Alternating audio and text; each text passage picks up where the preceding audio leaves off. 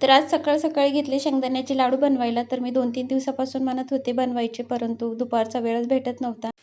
आणि मग आज स्वयंपाक बनवायचं काम नव्हतं, यांना उपवास होता. तर मग रात्रीचा स्वयंपाक होता. आम्ही दोघींनी नाश्ता करून घेतला तेच आणि बाईच्या पप्पाला उसळ बनवून दिलं आणि हे थोडे शेंगदाण्याचे लाडू बनवून घेतले. आता मी शेंगदाणे छान भाजून घेतले हलके गॅसवरती आणि गूळ थोडा बारीक करून घेतला. सर्व मिक्स एकत्र मिक्सरला फिरवून घेतले आणि छान त्याचे लाडू बनवून घेतले. तर लेकरालाही खूप जास्त आवडतात माझ्या. तर म्हटलं आता थंडीचे दिवस आहेत तर बनवून घेवावं.